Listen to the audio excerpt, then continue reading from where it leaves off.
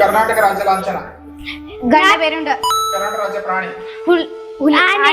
ಕರ್ನಾಟಕ ರಾಜ್ಯದ ಮರ. ಶ್ರೀಗಂಧ ಮರ. ಕರ್ನಾಟಕ ರಾಜ್ಯ ನಾಡಗೀತೆ. ಜೈ ಭಾರತ ಜನನಿ. ಕರ್ನಾಟಕ ರಾಜ್ಯ ಪಕ್ಷಿ.